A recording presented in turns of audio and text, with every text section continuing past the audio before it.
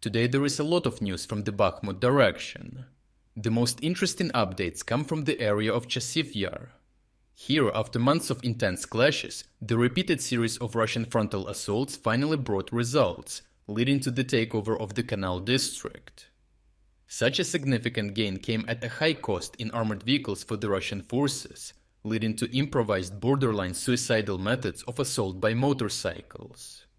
The primary reason for the increased Russian focus on the Canal district of Chasiv Yar is their lack of success on the town's northern and southern flanks.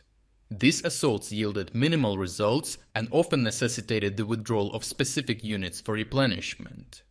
Consequently, most combat-ready units, heavy equipment and air support were concentrated in the Canal district, as it was the only area where the Russians had established a foothold and could make progress. Once taken, the high-rise buildings in the area would provide Russian fighters with powerful firing positions to suppress Ukrainian forces across the canal in the Novy district, which consists of only one-story houses. Such suppression of Ukrainian positions to the west of the town could in principle compromise Ukrainian defenses. This would enable Russian attacks on the canal crossings on the flanks to gain momentum and establish a foothold in the Novy district. To achieve this, the Russians had to destroy Ukrainian firing positions with intense glide bomb strikes, augmented by artillery and TOS heavy thermobaric systems. These strikes gradually demolished large sections of the high-rise buildings, making them untenable for defense. Certain entrances to buildings collapsed, and hallways and basements used for bomb shelters were buried in rubble. As a result of the intense bombing and shelling, Ukrainians had fewer defensive positions in the high-rises, allowing for a much smaller number of fighters to be stationed there. This lengthy process enables the Russians to intensify their assaults with infantry and armored vehicles toward the Canal district against weaker Ukrainian positions. Before each assault, the Russians typically deploy a small squad of infantry to detect Ukrainian firing positions, then call in artillery and thermobaric systems to target them. These artillery strikes serve as the final stage of preparation for the Russian assault, aiming to disrupt Ukrainian communications and prevent reinforcements from arriving in the area. While the shelling was still ongoing, the Russians deployed a group of infantrymen to take over the remaining section of the nearby industrial zone, still under Ukrainian control. During these assaults, the Russian troops came under fire from Ukrainian AGS automatic grenade launchers, well concealed in nearby forests. Despite this, they managed to establish control over the remaining buildings in this part of the district. The original uncensored footage of these operations can be found on our Telegram channel. Control of the industrial zone placed Ukrainian fighters in the remaining high-rises in greater danger of a flank attack from this newly secured area, in addition to the ongoing Russian strikes and shelling with artillery, aviation, and thermobaric systems. Consequently, the Ukrainian fighters in the area were forced to withdraw to the western side of the canal, leaving the area under complete Russian control.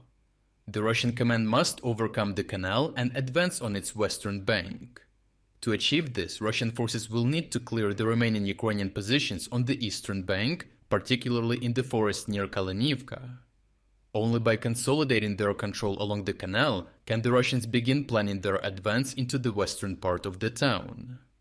Ukrainian fighters in the area reported that Russian troops have intensified their use of assault groups on motorcycles in an effort to advance, supported by intense artillery, air, and drone operations.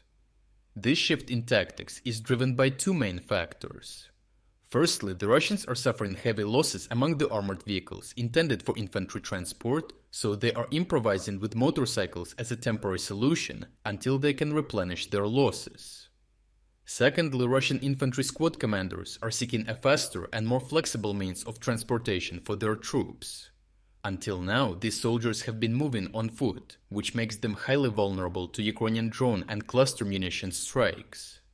By using motorcycles, the Russian commanders hope to increase mobility and reduce exposure to these threats, thereby minimizing losses and improving their effectiveness in the area.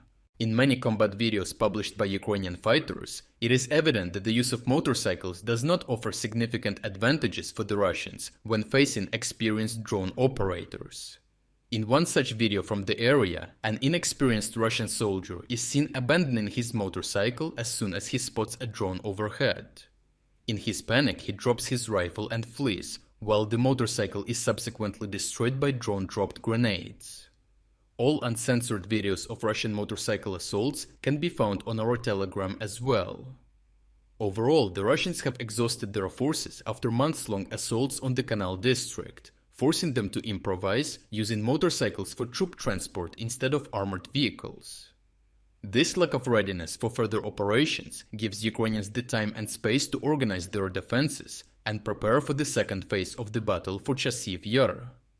As such, the loss of the Canal district is neither critical nor unexpected, as it is located on the Russia-controlled side of the canal.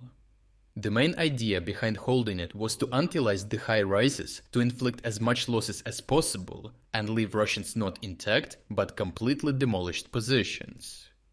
The second phase of the battle for Chasiv Yar is expected to be even more deadly for the Russians, as Ukrainians have established continuous lines of fortifications right on top of the western bank of the canal, which can only be attacked with pure infantry.